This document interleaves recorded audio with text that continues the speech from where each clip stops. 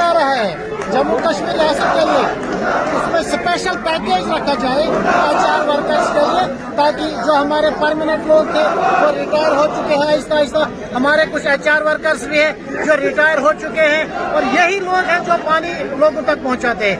तो इस सरकार की भी एक मुश्किलात खड़ी हो जाएगी लोगों तक पानी पहुंचाना। रहने वाला है गवर्नमेंट को कौन सा एहसान कर रहे हैं।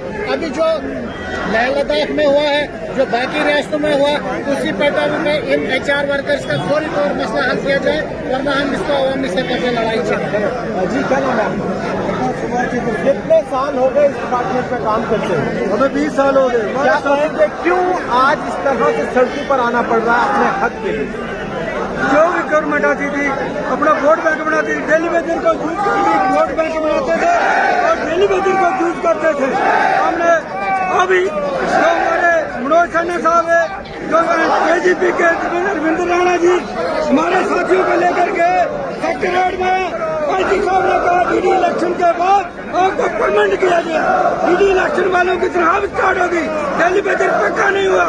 फिर जो हमारी नेशनल कॉन्फ्रेंस के CM साहब अमृतुल्ला, इन्होंने मैनिफेस्टो में रखा, डेली वेजर का पुण्यार्थी में रखा पहली पे। उन्होंने कहा 100 दिन के अंदर मैं अपना वायदा पूरा करूंगा। मैं उनसे पूछना चाहता हूँ कहा गया वो 100 दिन? 100 दिन हो गए, अभी हमारा वायदा पूरा नहीं हुआ। हमारे जो PhD मंत्री जो जवाहर राणा जी है, हम बहुत अच्छा लीडर है, वो कहते हैं स्टेटहुड मिलेगा तो डेली वेजर पक्का होगा। मैं उनका पूछता हूँ पहले क्यों नहीं बोला मैनिफेस्टो में रखने से पहले? डेली वेजर को ये बोलता है 1.5 लाख बंदा है, 60,000 बंदा है। CM में आपको बताना चाहता हूँ हमारा सर्वोच्च 10 बंदे पक्के कर दो, डेली वेजर आपके पीछे खड़ा होगा। ट्रेनिंग बेसिस दे दो। हमारे साथी इस डिपार्टमेंट में 15 साल से ब्रेस्ट में काम कर रहे हैं, उनकी ऑनलाइन नहीं की गई, उनके साथ इतना बड़ा धोखा किया है। लद्दाख के डेली वेजर्स की तनख्वाहें बढ़ाई गई, लेकिन जम्मू और कश्मीर के डेली वेजर्स इस समय बिल्कुल PhD डेली वेजर्स आज फिर ये आप देखिए भारी तादाद में जम्मू में बड़ा प्रदर्शन। PhD का काफी समय से शांत थे, लेकिन आज फिर से अपना उग्र रूप जो है किस तरह से धारण किया। ये देखिए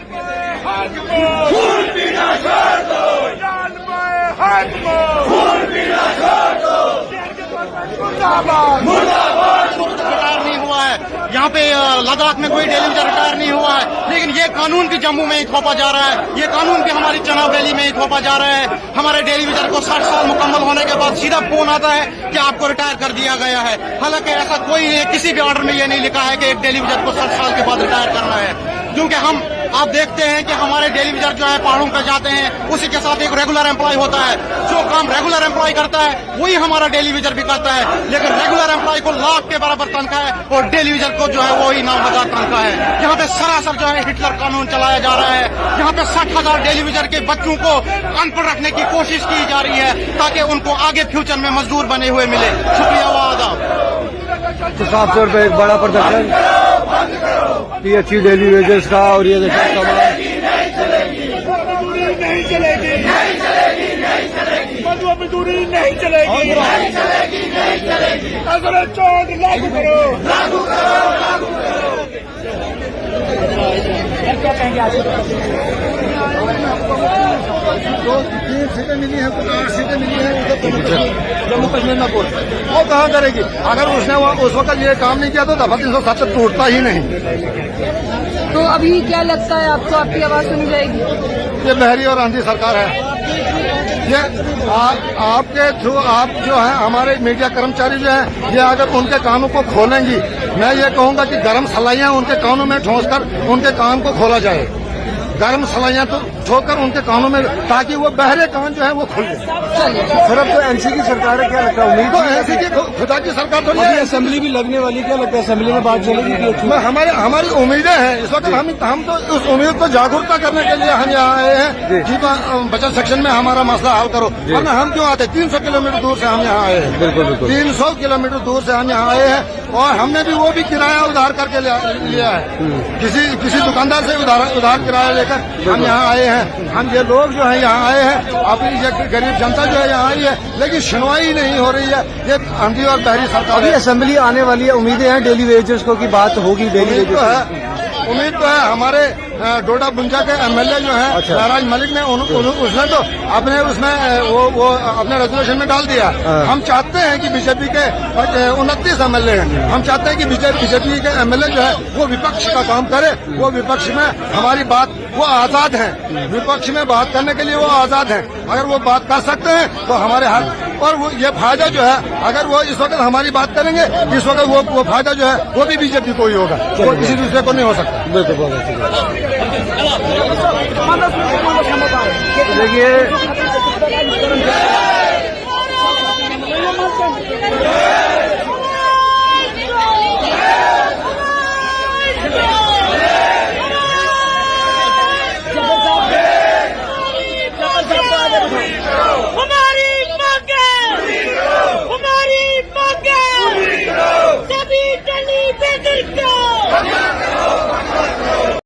एडमिनिस्ट्रेशन को मुबारकबाद देना चाहता हूँ, जिन्होंने अपने डेली वेजर के लिए 30 से 35 से 40 हजार रुपये तनख्वाह कर दी है।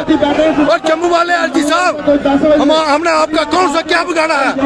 समुद्र से एक लोटा हमें भी दे दो, हमारा भी गुजारा हो जाएगा। अमरदुल्ला साहब, आप इस रेगुलेशन को पास करके आगे भेज दीजिए, फिर हम देखेंगे हमने क्या करना है।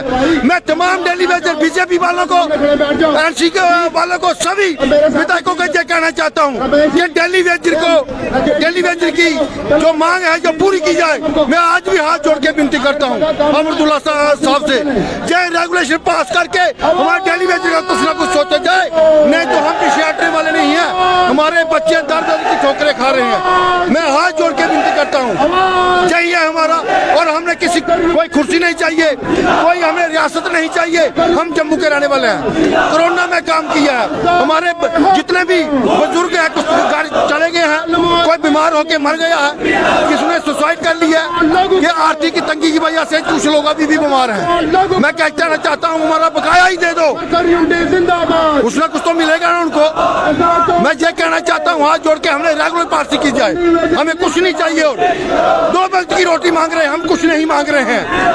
मैं अमरदुल्ला से सरकार से ये उम्मीद करता हूँ कि आप पास करके एलजी साहब के पास भेज दीजिए। और एलजी साहब को मैं ये कहना चाहता हूँ कि हमारी मांगे जो पूरी कर दीजिए।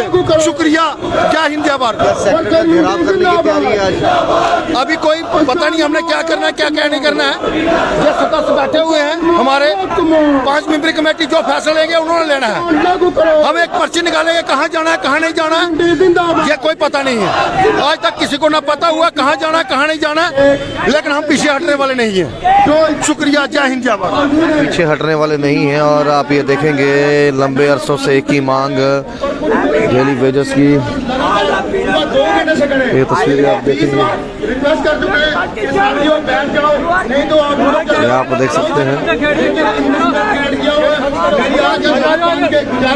प्लीज अपनी जगह बैठ जाओ।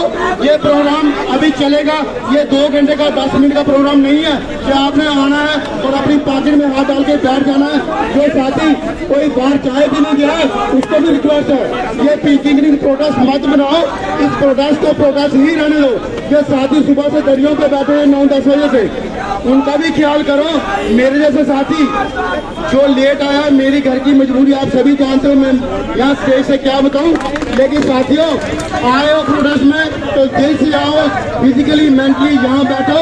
दूर दराज से, किश्तवाड़ से लेके पुंछ रजौरी तक, आप धर्माड़ी से लेकर रियासी वाले साथी, कटरा वाले साथी, बिलावर बसोली से लोग साथी वो यहाँ बैठे हुए हैं। लेकिन मेरे कुछ चंद साथी जिनको पता नहीं बैठने में क्या तकलीफ है, साथियों आपसे हाथ बांध के गुजारिश है, मौसम भी ठीक है आज, तो आप प्लीज आराम से बैठो। अगर सरकार से कुछ लेना है तो सीरियस हो जाओ। डॉक्टर साहब भी उसी का इलाज करते हैं। इमरजेंसी में कौन लोग भर्ती होते हैं जो सीरियस होते हैं, तो पीटीडी वालों ने दिखा दिया सरकार को कि वो सीरियस है अपने प्रोडक्ट के लिए, इससे सरकार उनका कुछ सोच रही है।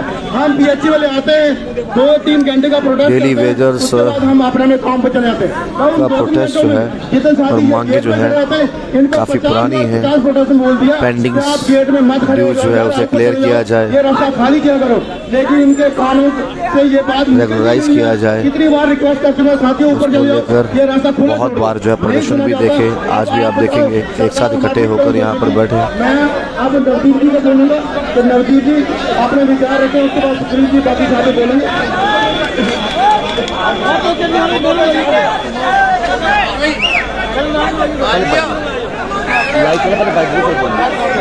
भारत माता की, भारत माता की, सभी दिल्ली वेदरों को,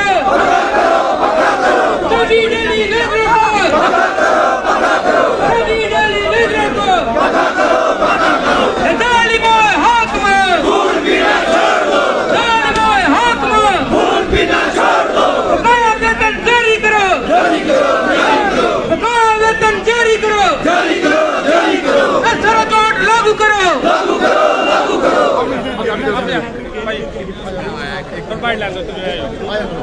आए उधर भाई।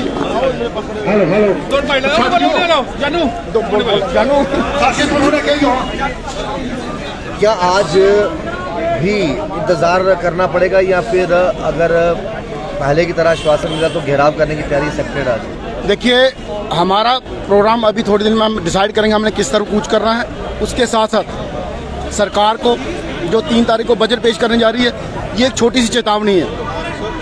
सर उमर साहब ने ये बात बोली थी कि हम जैसे सत्ता में आएंगे, सरकार में आएंगे, हम क्या ये डेली वेजरों का भला करेंगे। तो हमारी उमर साहब से एक ही रिक्वेस्ट है कि 2014 की कैबिनेट साहब कमेटी की रिपोर्ट जो राठौर साहब ने इलेक्शन के बाद भी बोला था कि हमारे पास सब कुछ तैयार है, हर चीज़ तैयार है, तो वो उसको इम्प्लीमेंट कीजिए और असेंबली इसको इम्प्लीमेंट कीजिए।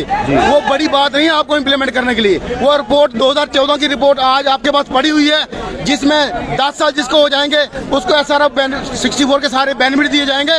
हम आपसे कोई बड़ी बात नहीं मांगते, हम सिर्फ आपसे यही गुजारिश करते हैं कि जो चीज़ आपके पास बनी पड़ी है, अगर आप पीटीडी वालों को सारे बेनिफिट दे रहे हो, अगर ले लो यूटी वाले अपने कैजुअल डेली वेज को जिसकी मैक्सिमम वेज 45,000 पहुंच रही है, जो हमने परसों ऑर्डर पड़ा, तो हमारे जम्मू कश्मीर यूटी वालों को क्या तकलीफ है। एक पोस्ट भी पड़ी थी, उसको बाद में डिलीट कर दिया गया और ये कहा गया कि वो हमने नहीं डाली थी, ऐसी कोई पोस्ट जो हो ऑफिशियल हैंडल से आती है।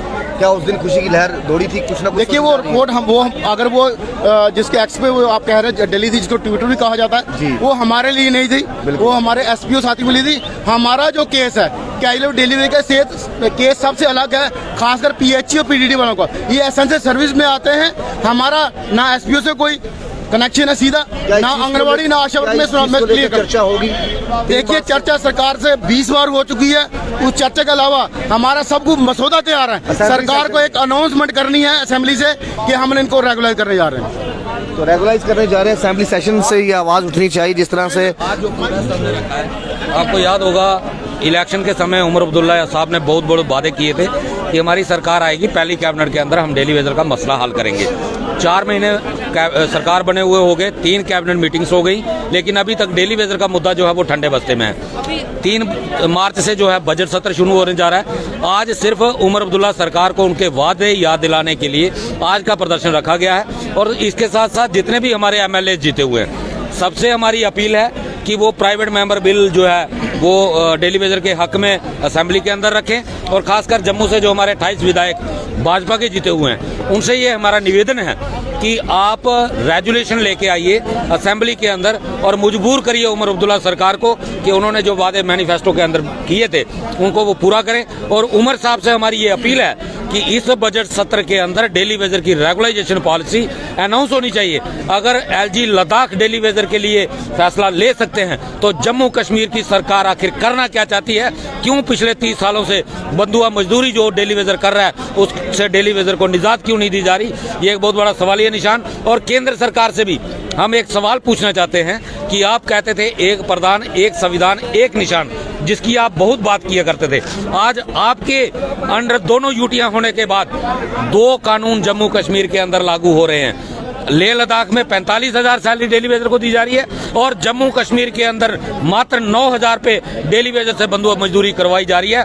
ये एक केंद्र सरकार के ऊपर भी एक बहुत बड़ा क्वेश्चन मार्क जो लगा है। केंद्र सरकार को इसके ऊपर संज्ञान लेना चाहिए और असेंबली के अंदर जम्मू कश्मीर की सरकार की ये जिम्मेदारी बनती है कि जम्मू कश्मीर की सरकार डेली वेजर के हित में फैसला ले। अगर सरकार इसमें विफल रहती है, 21 दिन जो ये सेशन चलने वाला है, सेशन के दौरान भी एक बड़ा प्रदर्शन दोबारा हो सकता है और उसमें किसी मिनिस्टर का गिराव हो सकता है, सेक्रेटरी का गिराव हो सकता है। जो भी होगा उसके लिए जम्मू कश्मीर की सरकार जिम्मेदार रहेगी।